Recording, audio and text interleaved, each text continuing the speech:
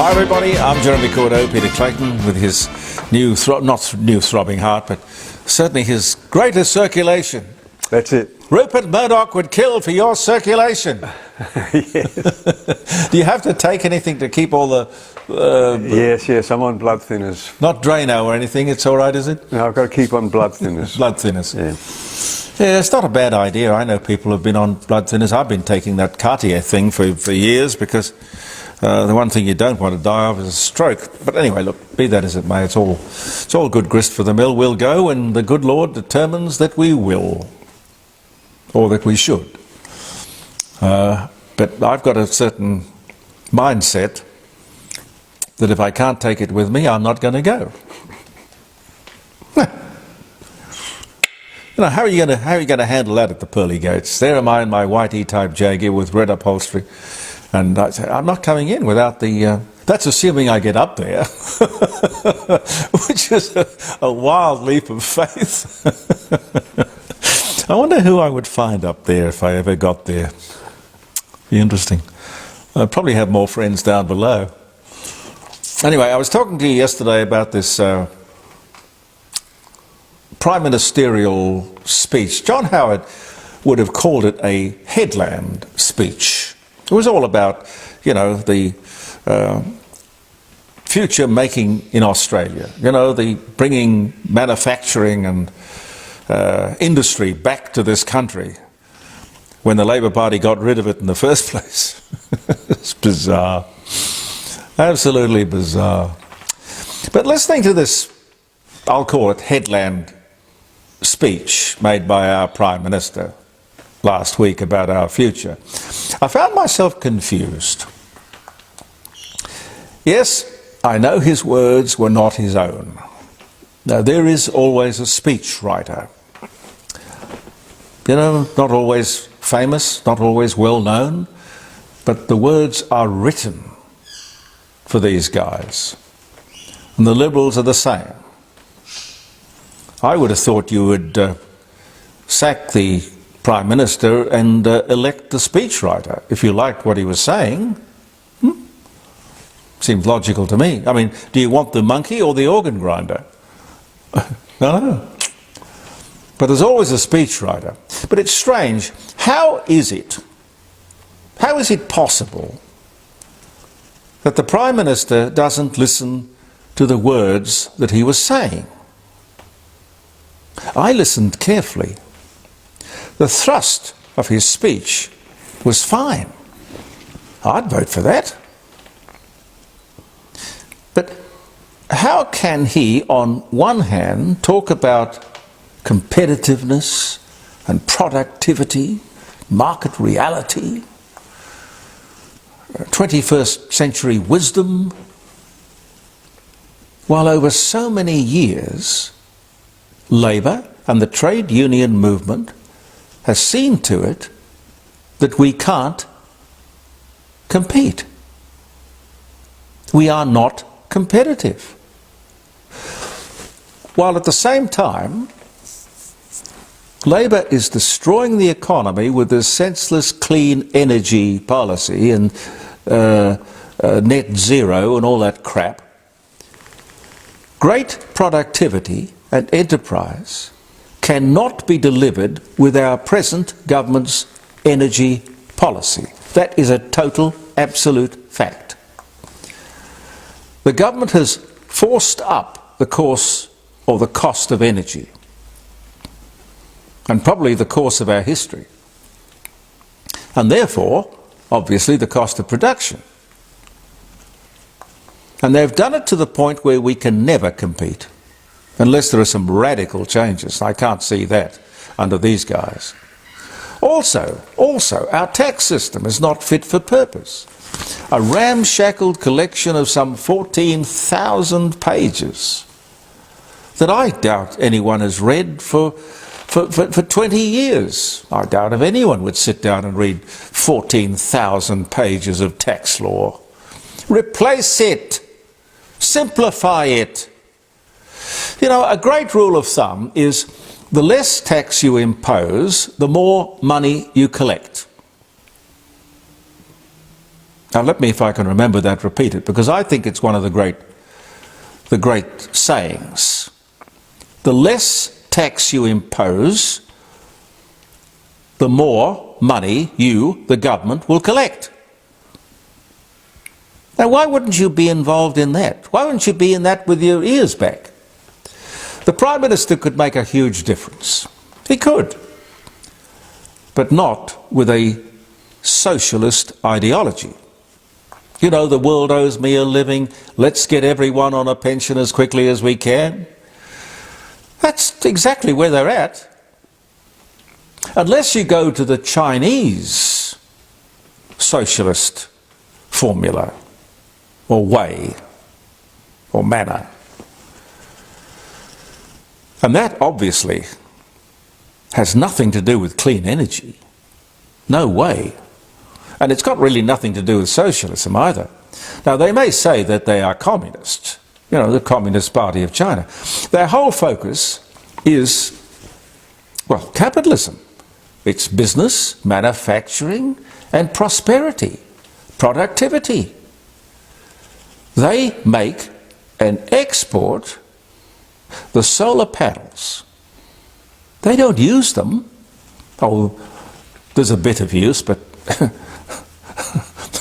they're not great fans. They quite sensibly use our coal. Quite sensibly. I think Anthony Albanese cannot see the forest for the trees. The media should have been all over this speech. All over him. And the words, questioning him.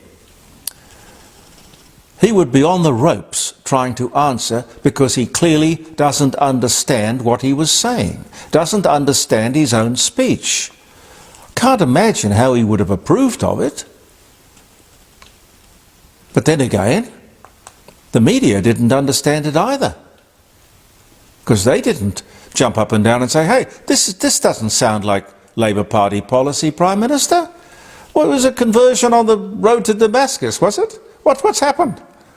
No, they just sat there, read the media release, took it all in, because that's all they're there for. They're just sort of there for window dressing, I gather, or to give some legitimacy to the words, the speech, the function, the occasion. Anyway, the big story on the weekend was about the cost of dental care. Well, it wasn't the biggest story, clearly, because of Bondi Junction. But dental care, you know, anyone who's been to the dentist recently will know it's very expensive. But like everything,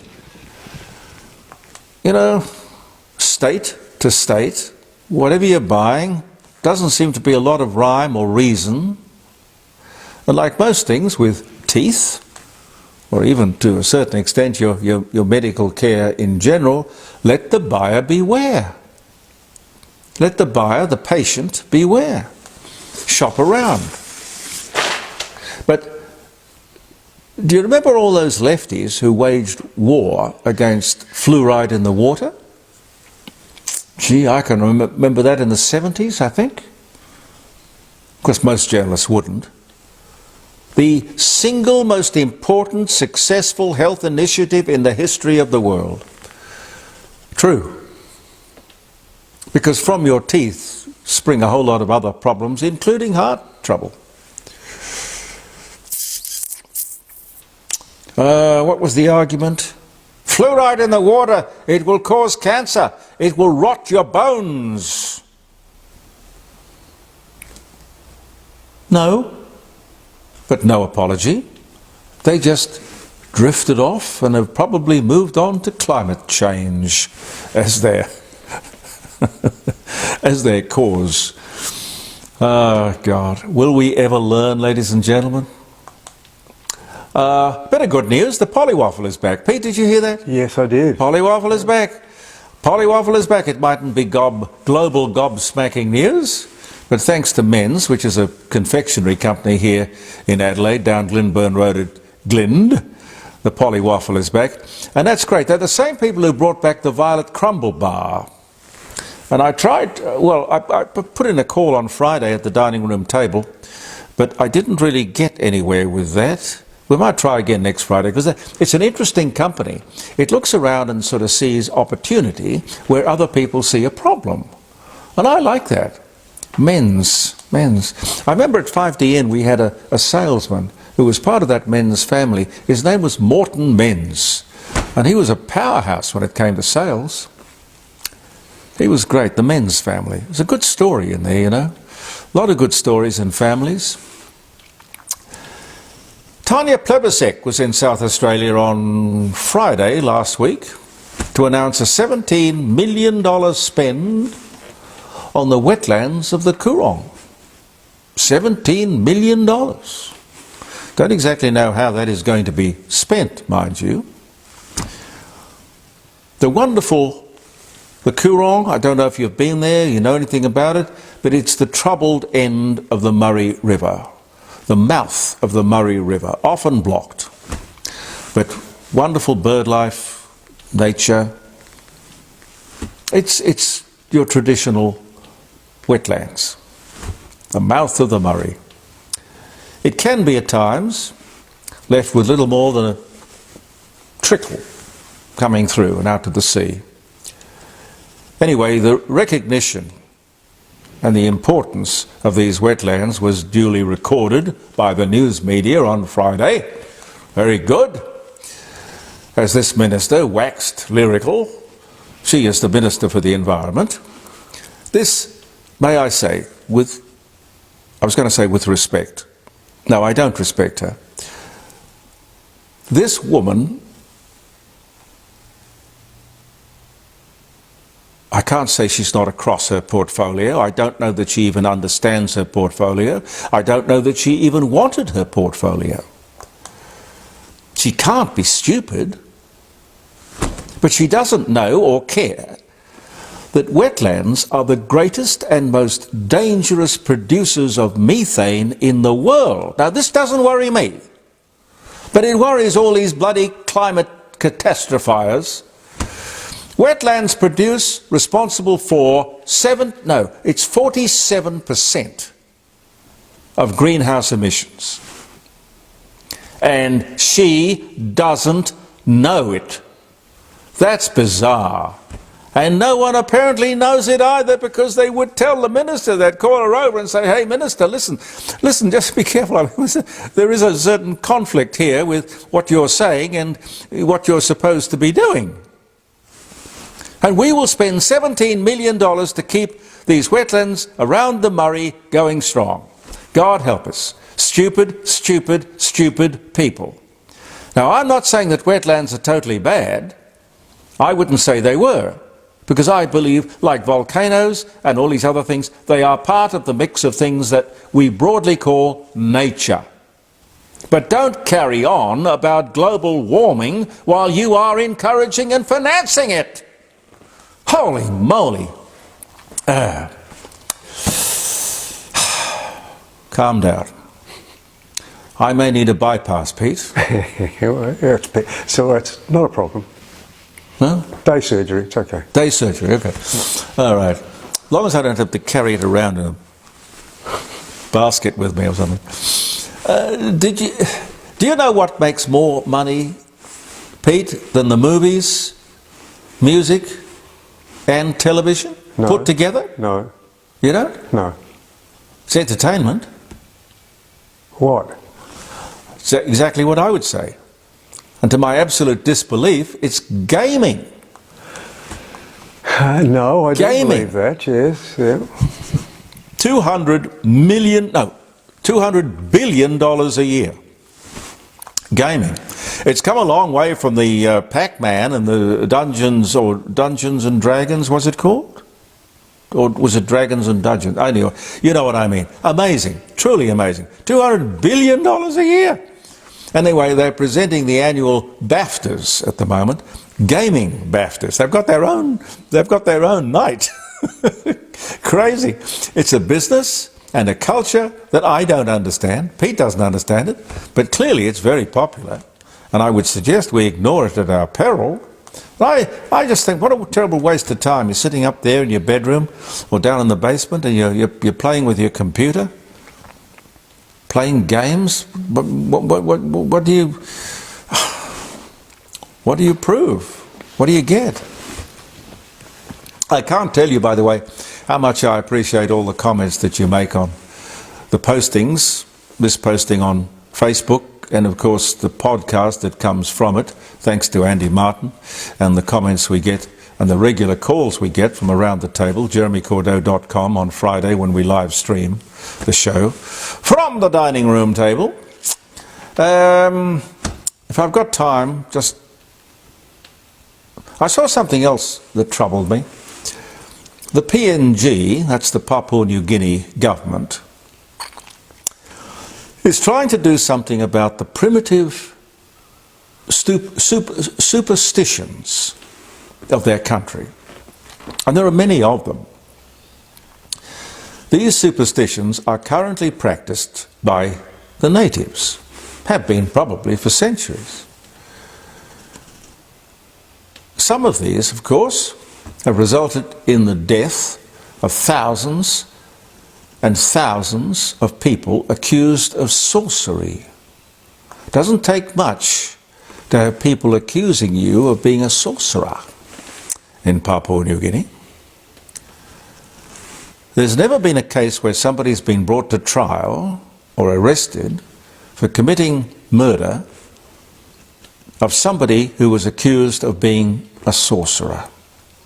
Terrible crimes born of ignorance and superstition. The PNG government is tackling this to their great credit.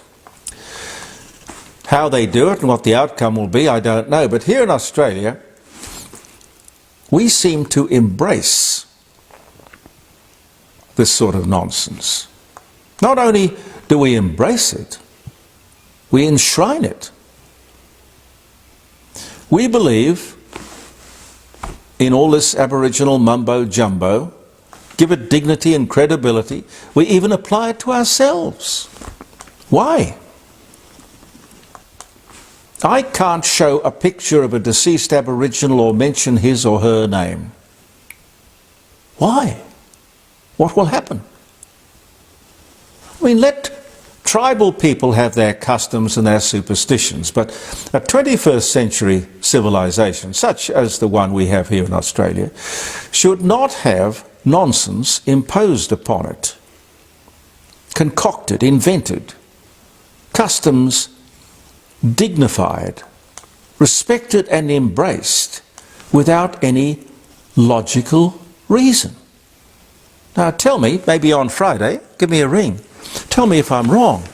I would love to know. I really would. I've got to... I dropped these papers, Pete. Hang on. And I dropped my glasses as well. Yeah. Someone sent me on that very subject something I do want to read to you.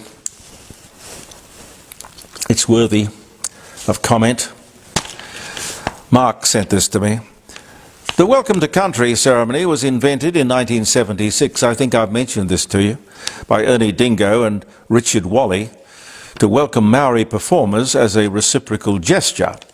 There is no Aboriginal word for welcome to country, like there is the Maori word haka.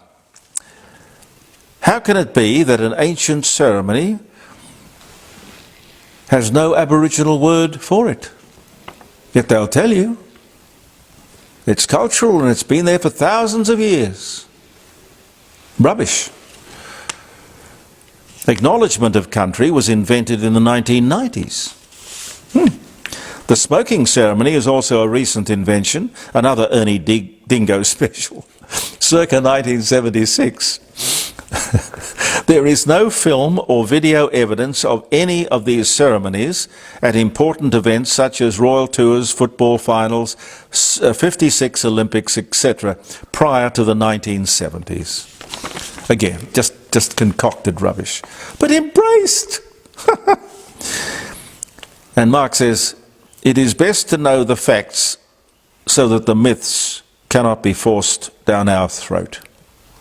Oh, and also dot paintings were invented in 1971 by a white artist teacher called Jeffrey Barton who then taught the style to Aboriginals who didn't know anything about it until 1971. There are no dot paintings in caves or on rock walls or any such thing. I mean, we are subjected to, with the Aboriginal industry, some of the greatest cons ever perpetrated upon a civilised, intelligent society. God, don't know. Makes me angry, though. Now, I've got to give you the dates for the 16th. Happy birthday, happy wedding anniversary. Where do we start? 1924, the first radio transmission of wireless. Okay. I wonder where it was. Doesn't tell me. Well, because we started 5DN down on Green Hill Road at Parkside in 1923, and that was wireless. I might check that one up.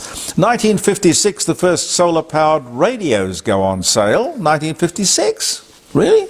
George Washington heads for the first presidential inauguration as first president of the United States, 1789. Harriet Quimby becomes the first female pilot to fly across the English Channel, 1912. A lens to provide a zoom effect was demonstrated in New York on this day in 1947. How about that, Pete? No zoom lenses before 1947. Robert Stigwood, Australian-British music entrepreneur, RSO Records, Jesus Christ Superstar, Saturday Night Fever, Grease, Sgt. Pepper's Lonely Hearts Club Band. Producer, he was born right here in Adelaide, South Australia. He died in 2016, but he was born this day in 1934. We heard him on the show many times. I knew his mother. I knew his mother well. She was a lovely lady. I don't know, well, if he's not around, she's not around. Madame Tussaud, French founder of Madame Tussauds Wax Museum, dies at 88 in 1850. 1939, the Soviet Union proposes an alliance with Britain and France to counter the Nazi Germans. The Soviets would later sign a secret agreement with the Nazis. Watch out for a Russian bearing gifts. 1945, the Battle of Berlin. The Red Army begins its attack on the capital of Nazi Germany while the US troops capture Nuremberg. 1945, this day. The Battle of Okinawa. 1945. Henry Mancini, or Hank Mancini as he was called, American Grammy and Academy Award-winning film and television producer. He was born in Cleveland, Ohio in 1924. He died in 1994. David Lean dies of pneumonia at 83 in 1991 on this day. And Annie Oakley sets women's record of breaking 100 clay targets in a row on this day in 1922. She was a crack shot. A crack shot. In fact, Winchester put out years ago an Annie Oakley commemorative rifle. All gold plated and everything. Beautiful. Anyway, we got to go. Thank you so much for being with us. Peter Clayton and I'll be back tomorrow. I'm Jeremy Cordo. Believe in yourself. And thank you for viewing the Court of Public Opinion.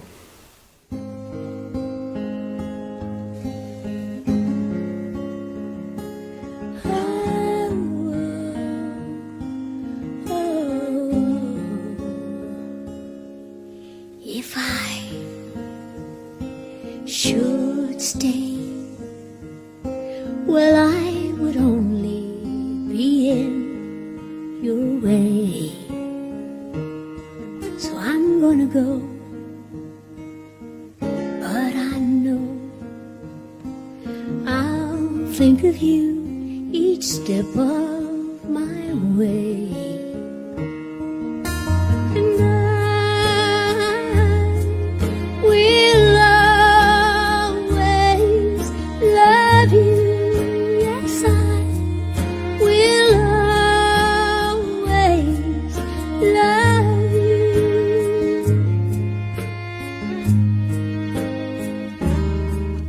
Bittersweet memories guess that's all I'll be taking with me. Goodbye.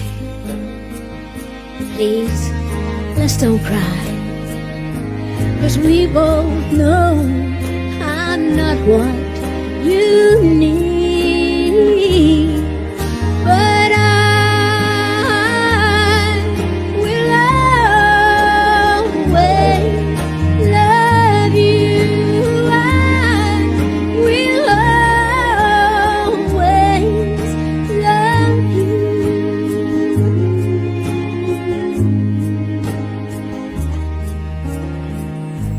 I hope life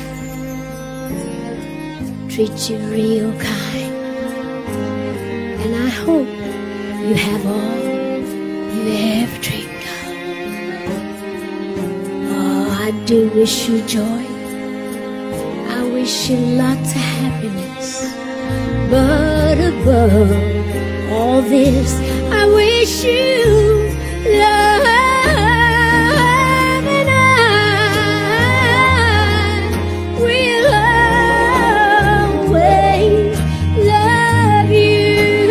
I will always love you. I will always, always love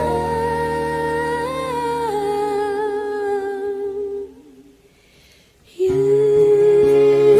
I will always love you.